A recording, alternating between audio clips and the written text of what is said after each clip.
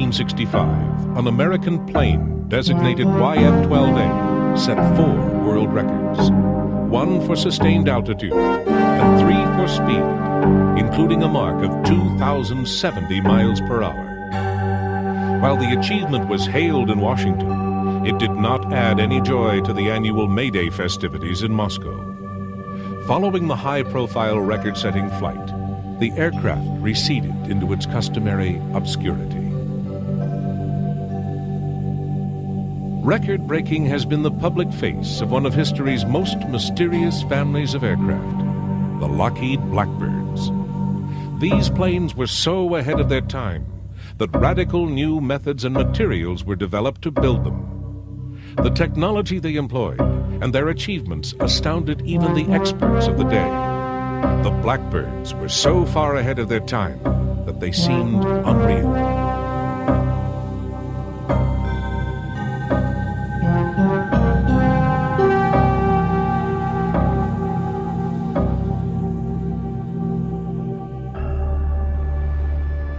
The planes, and in fact the entire program, was so secret that their existence had not even been suspected.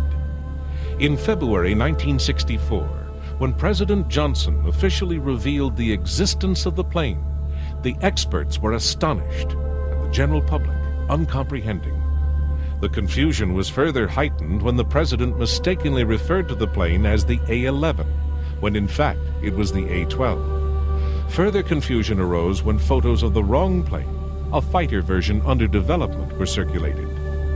4 months later, a third aircraft in the family, the SR-71, was announced.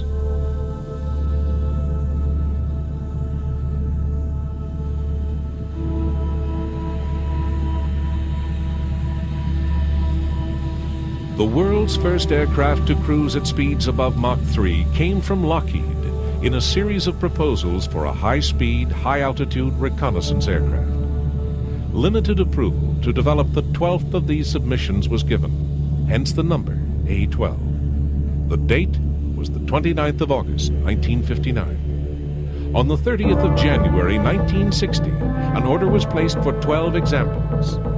Literally everything on the aircraft would have to be invented from scratch, right down to the paint. Yet the first flight would take place only 2.5 years later.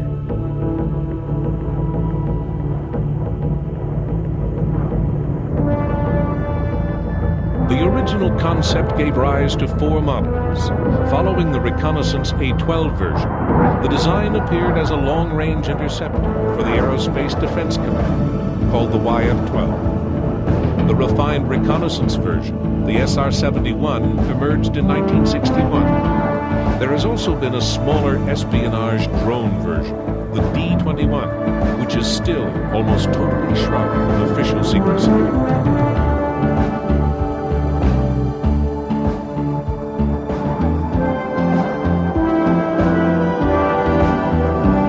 The security surrounding these planes over the years is not in any way surprising. They have been centers for the most secret activity, and as a result have been secrets themselves. Facts about them have been part of an envelope of carefully controlled information. For example, the records they set in 1965 were no reflection of their full capability. The figures were simply sufficient to be radically new marks. This was suspected by some at the time and demonstrated later. The planes have shown more of their capacity and set new records since.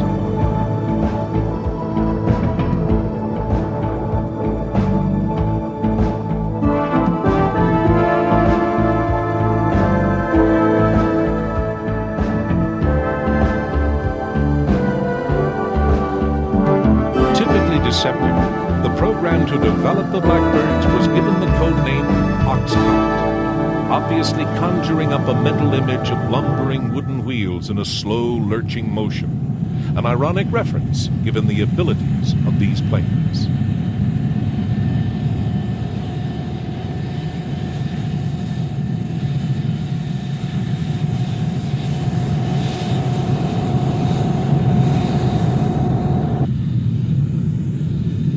Some figures about the aircraft are available.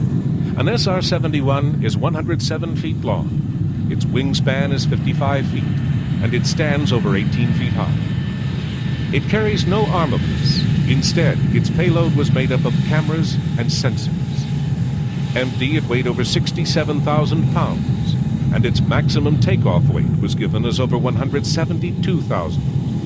It could speed along with its 3,500 pounds of reconnaissance equipment for an unrefueled range of 3,250 miles. However, figures are not necessarily facts. They serve more perhaps as guidelines. For example, that 32 SR-71s were built, in all likelihood, is correct. But it is really only a confirmation that at least that number were built.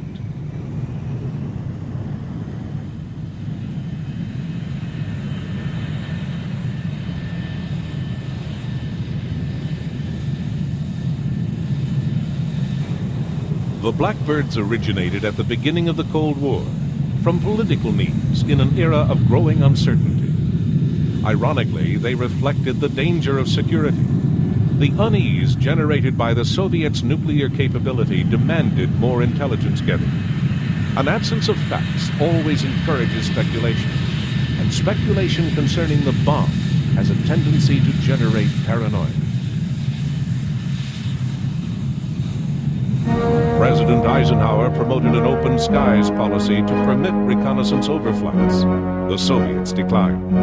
However, the proposal was not simply a polite inquiry. It was also an effective declaration of intent. The U.S. would be taking a look at whatever was there, no matter what the residents might think. The nuclear stakes were seen as too high to permit any other course. All that was needed was a plane to do the job. In the early 1950s, the United States had a real requirement to overfly Russia to find out the status of their development of long-range missiles. There was no airplane in the United States or in the world that could safely overfly Russia at that time. Lockheed made an unsolicited proposal to Trevor Gardner, the Undersecretary for Research and Development for the Air Force, on a very specialized airplane. We promised to build within 8 months 20 airplanes for $22 million, including spares, that would do the job required. The program was turned over to the CIA, who then chose Mr. Richard Bissell, an economist, to run the program. Richard Bissell became a very good engineer, and he not only was our director on the U-2 program, but he also followed through with the development of the Mach 3 Blackbird. When I first met Kelly, I had been working for nearly a year for Allen Dulles. I joined Allen's organization early in 1954. Toward the end of November, I was summoned one afternoon into Allen's office, and I was told, with absolutely no prior warning or knowledge, that one day previously, President Eisenhower had approved a project involving the development of an extremely high-altitude aircraft to be used for surveillance and intelligence collection over denied areas in Europe, Russia, and elsewhere. We had, on the basis of Kelly's proposal, an almost impossible schedule to meet. It was almost impossible for Lockheed, but I can assure you that it was also an extremely tight schedule working within the bureaucracy. The mission of the plane, to overfly the USSR, dictated several things. First, it would have to fly very high, to be outside the range of interceptors and anti-aircraft weapons. It would also need a very long range. There would obviously be no fuel stops en route. These two aims complemented each other.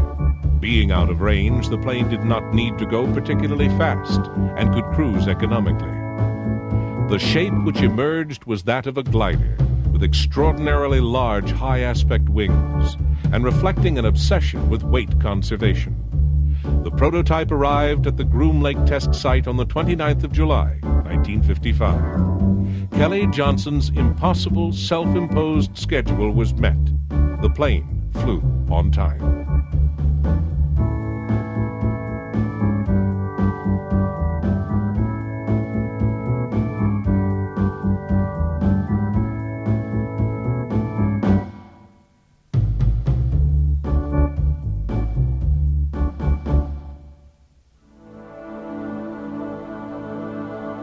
As part of the secrecy, the designation U-2 was intended to give nothing away. The U stood ambiguously for utility. In fact, the U-2 has performed many roles in addition to its primary espionage function, and the word utility has proved over time to actually be a fair description. The U-2 is a demanding plane to fly.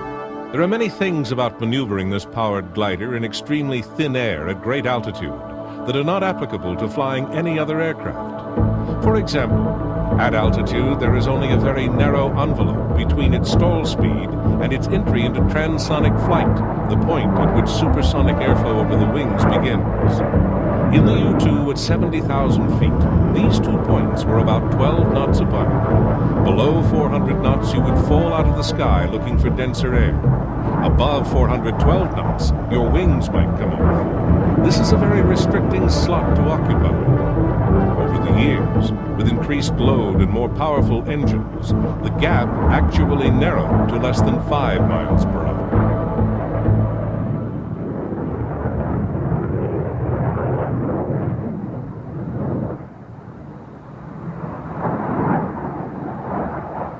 Given the stresses of the missions and the fragile nature of the planes, Kelly Johnson did not expect the U-2 to have a long lifespan, particularly when the frustrated Soviets concentrated their attention on knocking it down, as they most certainly would.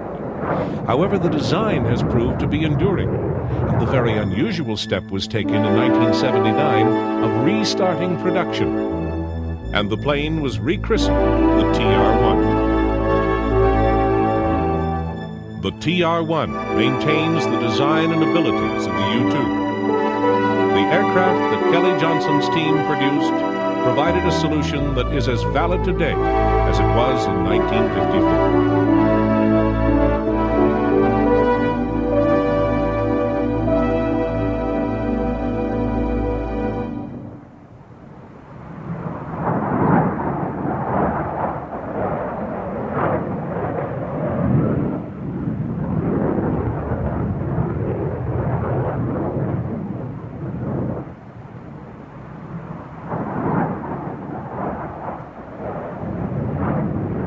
Of course, optical cameras are no longer the primary loads of U-2s or TR-1s, which now fly electronic and communications intelligence missions, using their high-flying capability and small size. But these technological spying measures were not the original reason for the U-2s. And in the 50s, that reason, to overfly Russian territory, carrying cameras and taking photos, was a priority. But as the likelihood of the Russians developing weapons to shoot U-2s down increased, so did the urgency of replacing them. A new plane was needed, one that could fly much faster.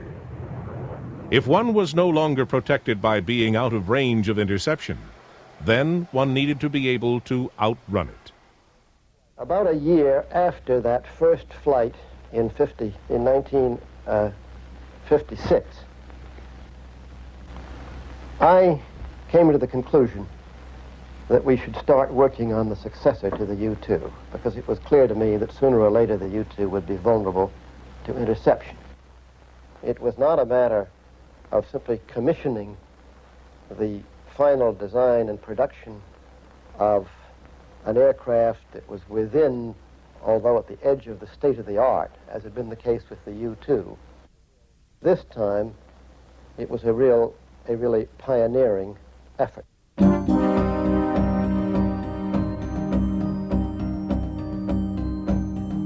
The U-2's replacement was equipped with 4 large equipment bays to handle a wide range of specialized reconnaissance and surveillance gear.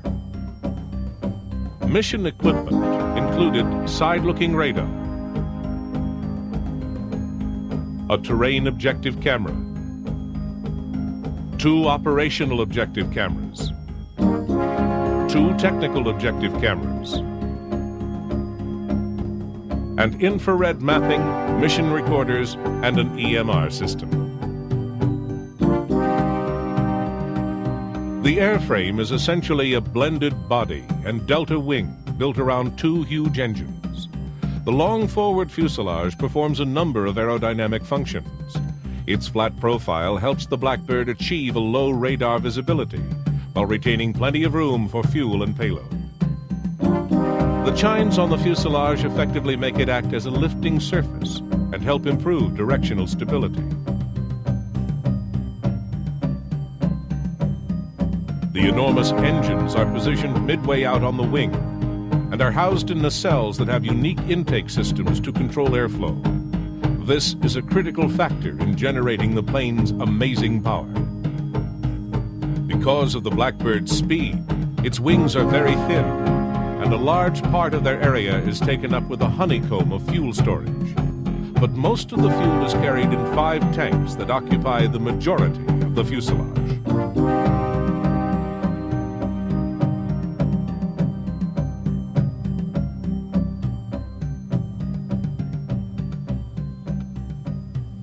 It's worth noting that in 1958, when the plane was first being developed, even the most advanced fighter designs of the day were flat out at Mach 2. They had ranges and operating ceilings that were hopelessly short of the espionage requirement. Everything about this new plane would be revolutionary. There would be new materials for the aircraft's parts, and even the machines to make the materials and parts would have to be developed from scratch. Lockheed had some experience with titanium fabrication, but this would be only a starting point for the metals needed for the job. The plane would have to withstand very high temperatures for long periods. Different areas of the skin would be between 800 and 1100 degrees Fahrenheit at Mach 3. As a result, despite the expense of the material and the research and development costs of inventing it, around 93% of the plane is composed of a titanium alloy.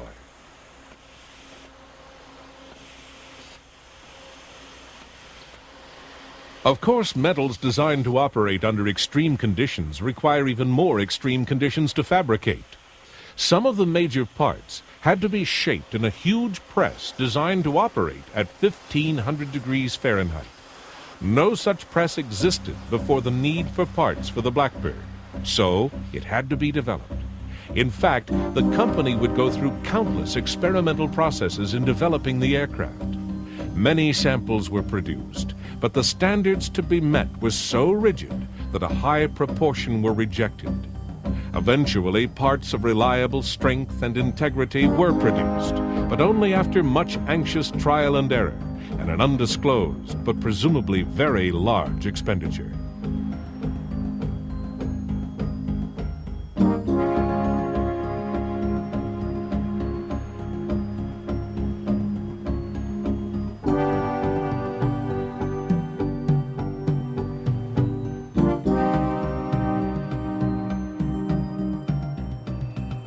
Hot forging of the metal in special ovens and presses was only the first step in the processing.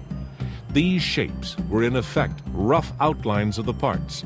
The forgings then had to be machined to extremely fine tolerances.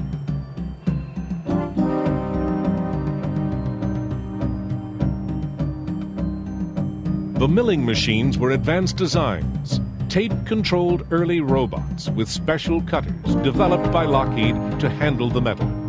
The cutting fluid was new too. One of its features had to be that it would not corrode the titanium alloy.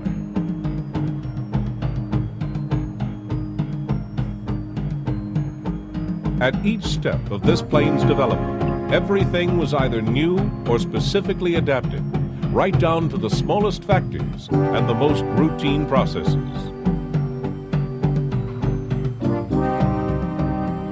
Finished parts then moved into sub-assembly processes. Once again, everything was affected. Spot welders had to be specially adapted. Normal tools had to be recast in different metal. Nothing could be taken for granted.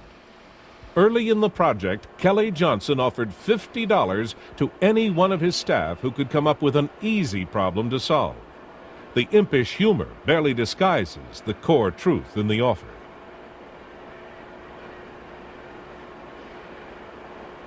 The designers had to develop the aircraft in the abstract. Their function was, as much as possible, to foresee the implications of each consideration and to follow them until each problem had been identified and solved. They did this without the aid of digital equipment. They did it in the main with slide rules, pens, and bits of paper.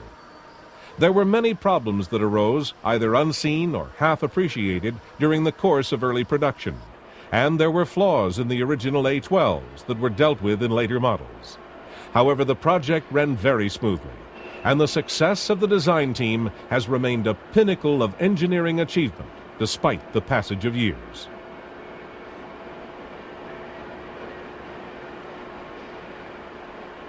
Each Blackbird came together as a series of sub-assemblies, with each of the major fuselage and wing components being produced in two sections. In part, this system was developed to save as many man-hours and as much assembly space as possible.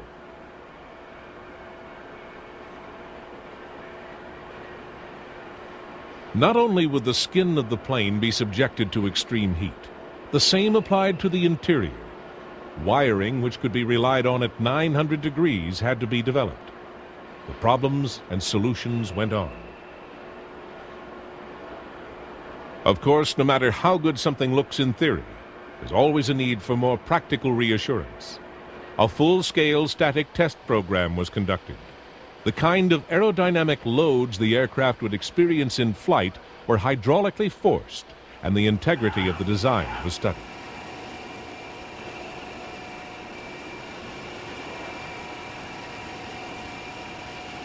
Individual components were also tested to destruction. Wheel assemblies were subjected to violent landings and various lateral stresses to test not only the landing gear, but also the tires and the brakes.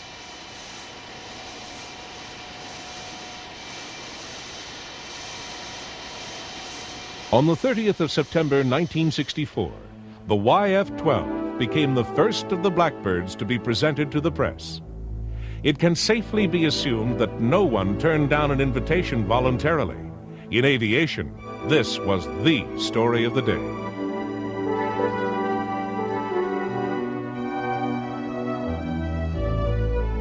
During the presentation, journalists were able to study the plane at close quarters, meet its makers, and watch a demonstration of the aircraft in flight.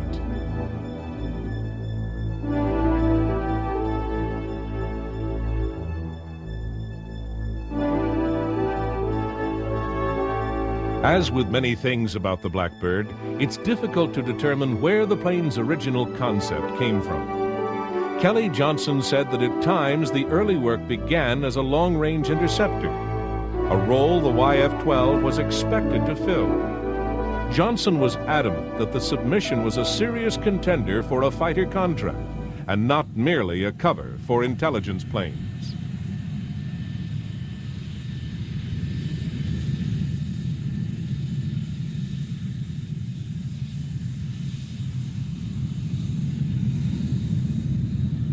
The YF-12's obvious external difference was the cutaway of the chines at the nose to accommodate radar needs. To compensate for the loss of stability caused by the cut-down chines, small ventral fins were added under the engine nacelles, along with another larger central fin which was lowered once the plane was airborne.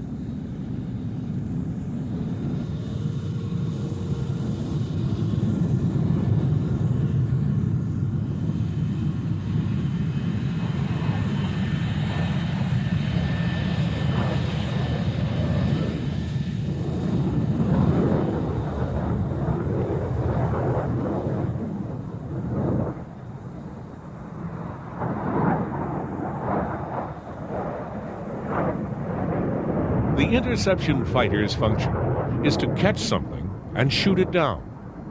When the fighter is flying faster than a bullet, guns are not of much use. rockets capable of launch at Mach 3 did not exist in 1960. So once again, something had to be invented because of the Blackbirds. The Hughes-developed missile system for the YF-12 would later be reborn as the Phoenix system of the Grumman F-14 Tomcat, because the big black plane was never adopted as a long-range interceptor. As a sole-function aircraft, it simply did not fit the prevailing mood.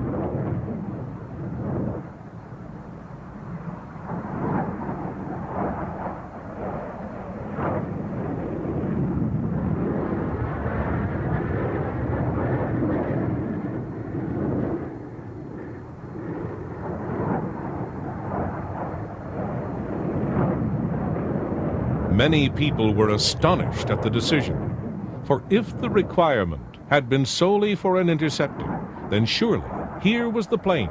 However, politically, it reflected the wrong philosophy.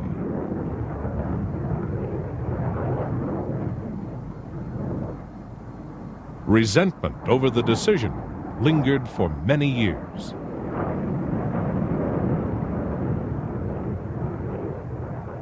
Now, coming to the YF-12 and the SR-71, I guess perhaps the unique thing, the real unique thing about those two airplanes, unhappily, is we built the wrong one. We built the SR-71, which undoubtedly is the finest airplane that has ever been built. But in terms of what the need for this country was at that particular time, I think Kelly will agree with this, we built the wrong airplane. Today, we don't have an interceptor that can really bear the name of interceptor. And here's an airplane that 14 years ago was exceeding all the world speed and altitude records. Even today, in the form of the SR-71, is a considerably greater airplane than anything we have. But we needed an interceptor, and we didn't get it.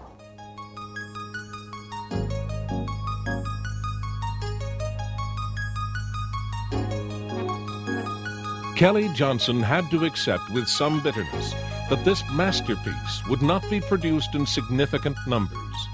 Only a few would ever be built, and they would be shrouded in the most effective security possible. Limiting manufacture to the SR-71 reconnaissance version ensured the mystery of the Blackbird, whereas the more public role of a fighter version might have allowed the crescendo of worldwide acclaim that the achievement warranted.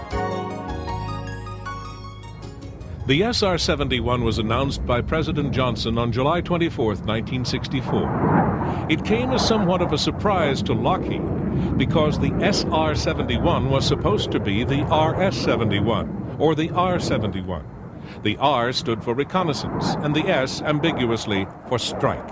However, it was decided that the President's name would stick as standing for strategic reconnaissance. The SR-71 took off for its first flight on December 22, 1964. The flight was a complete success. Everything worked, and the pilots and mechanics were happy with the aircraft. The flight testing program proceeded well, most major problems having already been sorted out during the experience of the A-12 and YF-12 projects.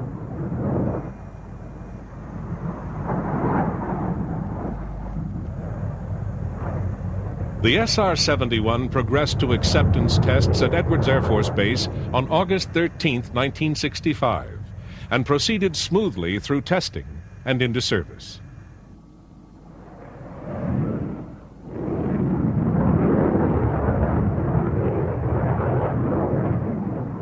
Enough information about the Blackbirds continued to seep out to ensure that they became one of the most famous secrets in the world.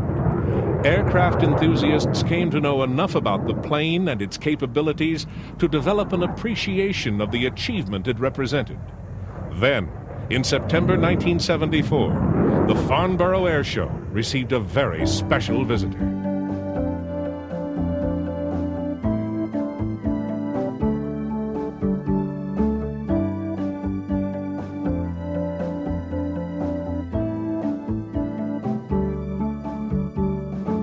The The SR-71 had flown from New York to London in 1 hour, 54 minutes, 56.4 seconds. Needless to say, this was a record. Aviation enthusiasts turned into fans, and film processors made a small fortune.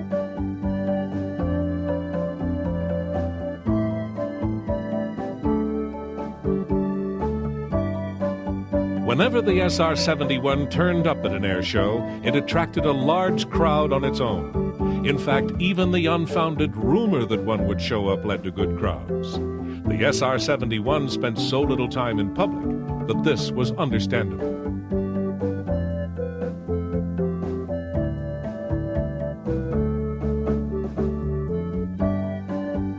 On its way back to the U.S. after the 1974 Farnborough show, the SR-71 set another record, London to Los Angeles in 3 hours and 48 minutes.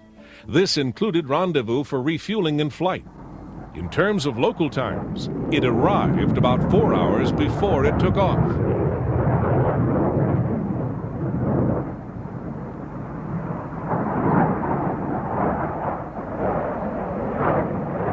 Among other records claimed by the Blackbird was the flight on the 26th of April 1971, which covered 15,000 miles in 10.5 hours non-stop. This was the equivalent of San Francisco to Paris and back.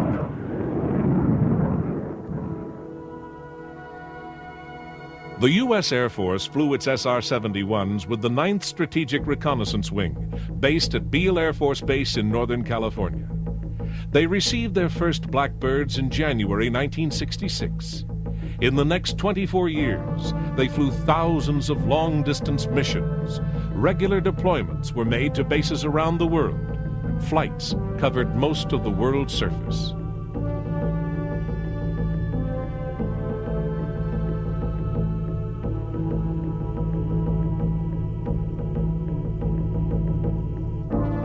Only top-of-the-line pilots were eligible to fly the SR-71. Requirements were about the same as for the astronaut program. There were no shortages of applicants for the job, however.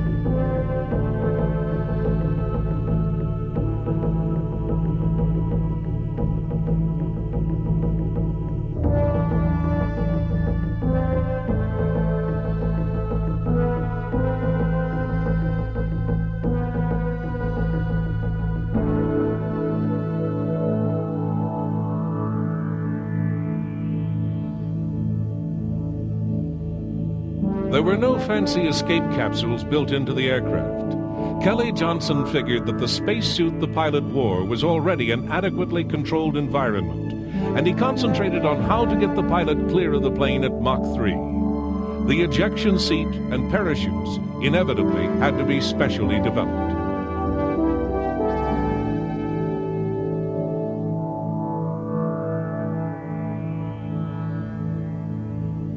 Of course, there is no real way to test such an escape system. Obviously, you cannot simply take a Blackbird up to Mach 3 at 80,000 feet and shoot the crew out. At some point in the process, you have to accept whatever can be proved in adequate tests and deduce the rest.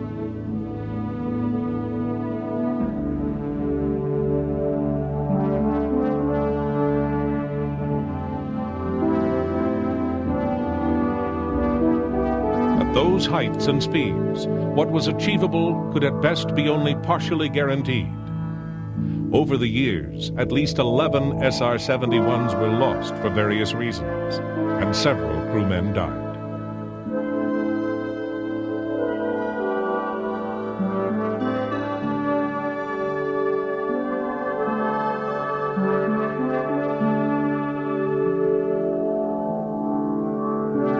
The Blackbird was troublesome to maintain and became progressively more expensive to keep flying. Each airframe had its own personality, a fact that pilots became very aware of. This may in part be due to the nature of the metal. Kelly Johnson asserted that each flight above Mach 3 would effectively retemper the alloy, theoretically giving the planes the strength to go on forever. However, coupled with what was essentially hand construction, this also gave each plane its own characteristics. Pilot instruction called for a special training variant. The SR-71 was a plane unlike any other, and simulators and other training aids were little preparation for the real thing.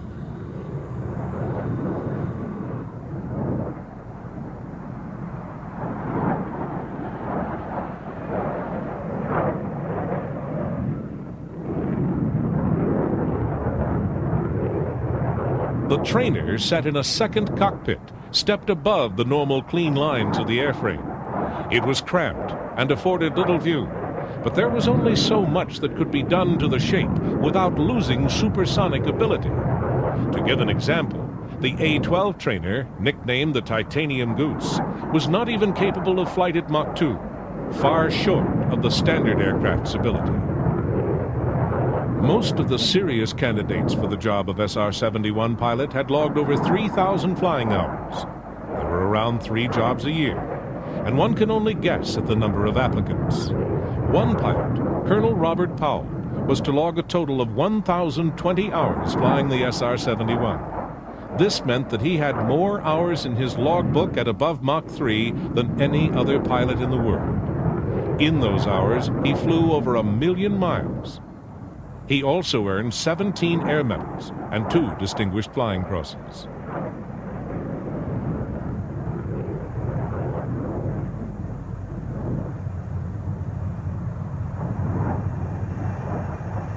Kelly Johnson led a team of designers that produced a string of remarkable aircraft.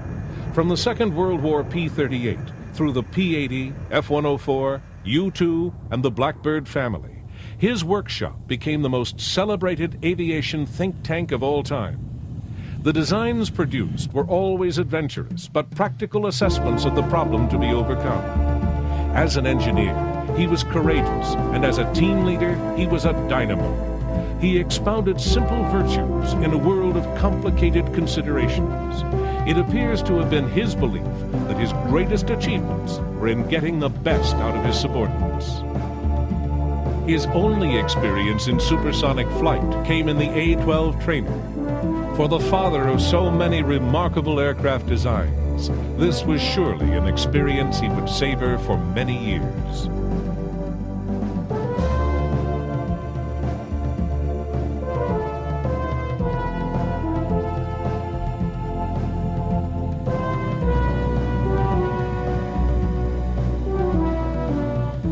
Kelly Johnson would probably have preferred a trip in each Blackbird. Wouldn't we all?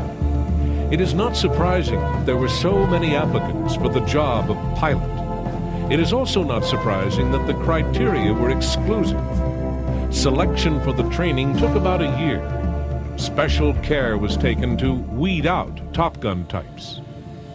SR-71 operations required a steady, team-oriented temperament that was as important as a security clearance.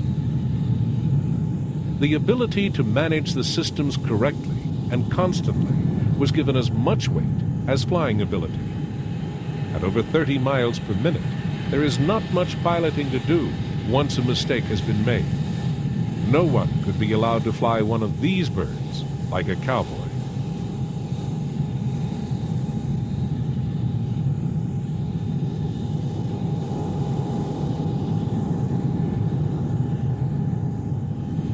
A critical key to the Blackbirds had been the development of a fuel that would not burn simply because of the heat in the tanks, which, like the rest of the plane, got very hot at high speed. In addition, unlike virtually any other fuel, it had to be burnable at extreme altitude. Once the fuel had been developed, other problems seemed small by comparison. Soon after each takeoff, the plane refueled.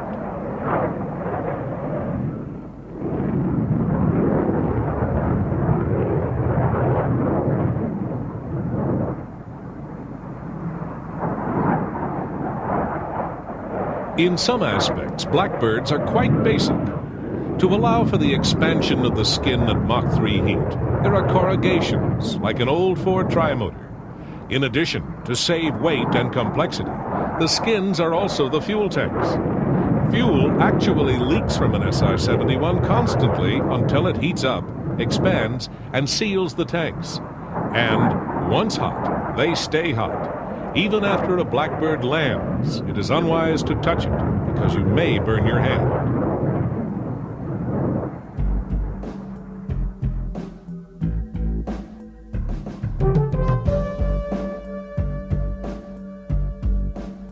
Time did not pass these planes by. Admittedly, the pilots continued to face a traditional array of round dials, but the surveillance system cockpit became home to a procession of advanced technologies. As computers became smaller, the functional capabilities of these big spies increased. They already presented the peak of operational capabilities. An SR-71 can survey 100,000 square miles of territory per hour. That has been a fact for a very long time. What it can glean from that area, in that hour, has, during its lifetime, increased considerably.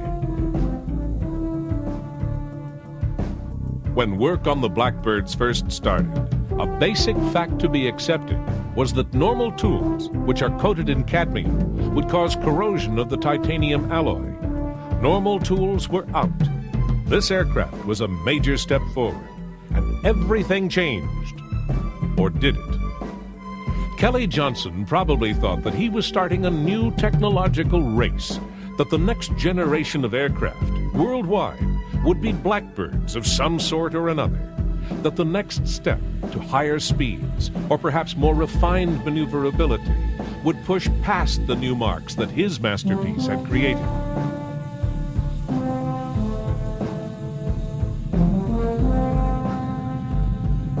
But that was not the way it went. The Russians developed small bands of high-speed, limited-range fighters, which were, in large part, drones, because their weapon systems were controlled from the ground. The pilot's only real function was to land and take off the aircraft and try to get the fighter in close proximity to its target.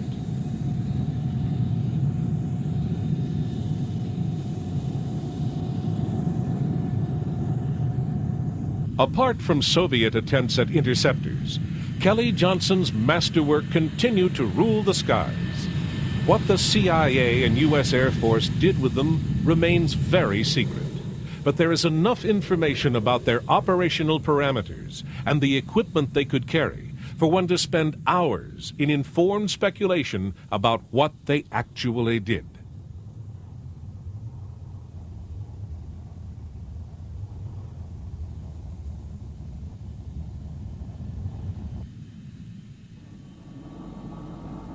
Back when Kelly Johnson's design team set to work on the problem of a U-2 replacement, they studied anything that could be considered a possibility.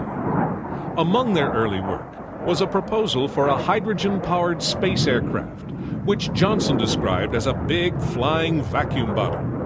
This was well outside the technical ability of the time and was dropped. The plane that evolved bore no resemblance to a vacuum bottle. Super sleek and futuristic, the A-12. It should also have been outside the technical feasibility of its era, but has flown into history as one of the greatest achievements in engineering and one of the greatest aircraft ever constructed.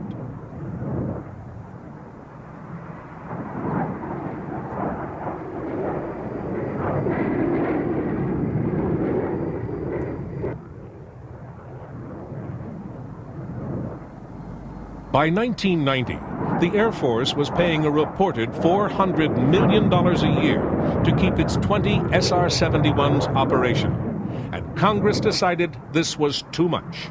The allocation was canceled. The Blackbirds were doomed.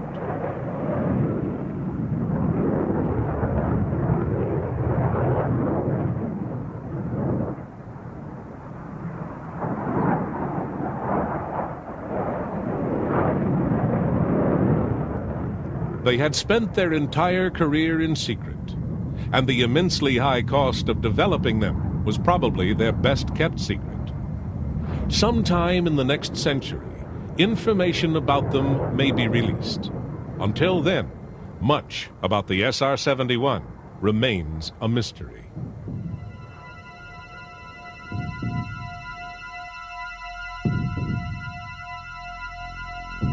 The last SR-71 flight on March 6, 1990, was a fitting end to the story.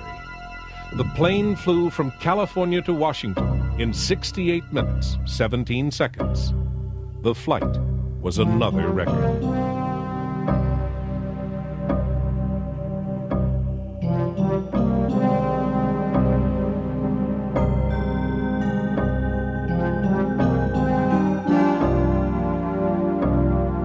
There has been no other plane like the Blackbird.